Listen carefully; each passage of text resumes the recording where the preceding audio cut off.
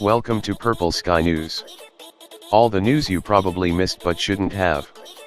Strap yourself in and get ready to have your mind blown. The news isn't what it used to be.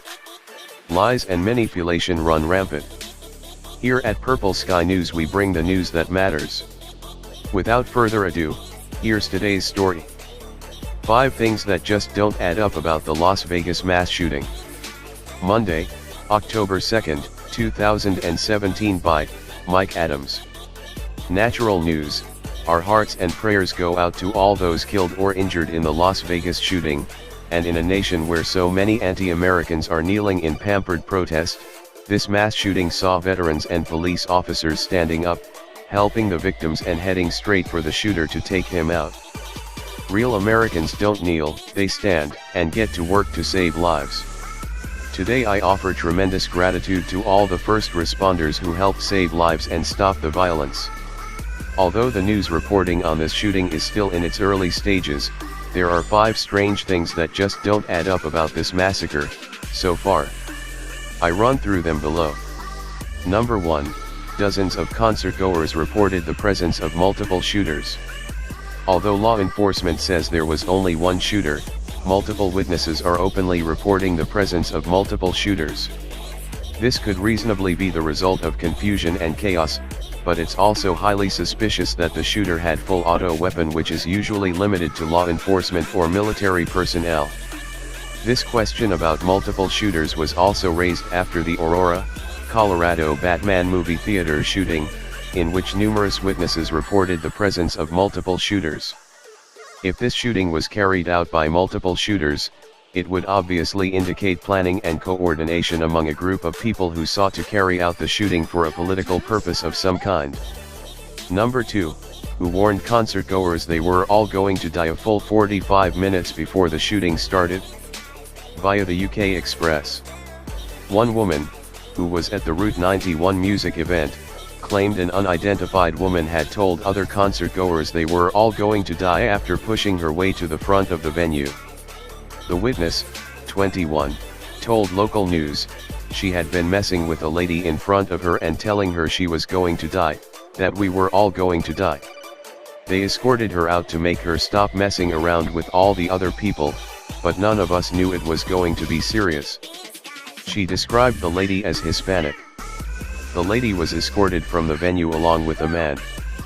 The unnamed witness, who was attending the event on her 21st birthday, described the pair as short, both around 5 feet 5 ins to 5 feet 6 ins tall, and looked like everyday people.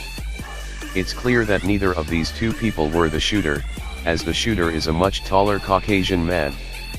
Thus, this is not a lone gunman massacre. There was coordination. At least 3 people were aware this shooting was about to take place. Number 3, the weapon you hear on videos was full auto, which is almost impossible to acquire through legal means. The multitude of videos that captured the event clearly indicate that at least one shooter was running a full auto weapons system. Such weapons are almost impossible for civilians to acquire. Although some pre-1986 full auto weapons are available for sale, they require extensive ATF documentation, background checks, and extremely long wait periods approaching 1 year. Plus, they tend to cost $25,000 or more, and they're extremely rare. Full auto weapons, however, are widely owned by police officers, federal officials, and military organizations.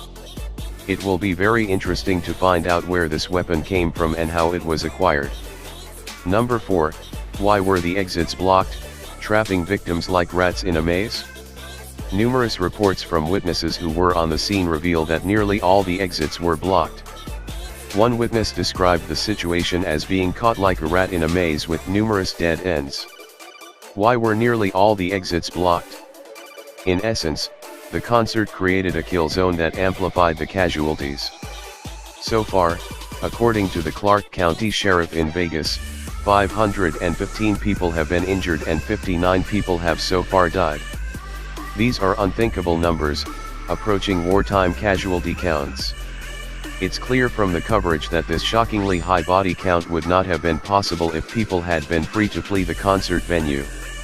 In essence, The concert trapped the people, preventing them from escaping, and denying them the ability to seek cover. From there, sustained, full auto gunfire is almost impossible to survive. From Fox News, a caller named Russell Black, who survived the shooting, said live on air, "There were 10-foot walls blocking us in. We couldn't escape. It was just a massacre. We had nowhere to go." In addition, once the shooting started, the stage lights were turned to the crowd, lighting up the crowd and making them an easier target for the shooter. Was this deliberate? Number 5. Why did the shooter have as many as 10 firearms in his room? According to news reports, the shooter, identified as Stephen Paddock, had as many as 10 firearms in his room, including several rifles. If he was the only shooter, what's the point of having so many rifles? One man can obviously only shoot one rifle, and since he had a full auto rifle, he could obviously achieve his evil aims by focusing on his one rifle. There was no need for him to have multiple rifles. So were the other rifles brought to the room to stage the crime scene with an abundance of guns? Why would one elderly man bother to carry 8-10 weapons to a hotel room in the first place? That's a lot of work. Rifles aren't lightweight devices. I find the idea that a lone, elderly man would carry so many rifles to a hotel room for no practical reason to be highly suspicious. It makes no sense at all. One more question: why is ISIS claiming responsibility for the Las Vegas massacre? Via Reuters. Islamic State has claimed responsibility for a shooting that killed at least 50 people and wounded over 400 in Las Vegas early on Monday, and said the attacker had converted to Islam a few months ago. The Las Vegas attack was carried out by a soldier of the Islamic State, and he carried it out in response to calls to target states of the coalition, the group's news agency AMAC said in reference to the U.S.-led coalition fighting the group in the Middle East. The Las Vegas attacker converted to Islam a few months ago, AMAC added. Reporting by Ali Abdelati, writing by Airway Gabala, editing by Ahmed Abolinian. Thank you for tuning in. Stay awake and awaken others. Help us spread the word by sharing this video. If you enjoyed it, give it a like and let us know what you think in the comments below. And of course, subscribe for notifications of new videos. Don't watch fake news.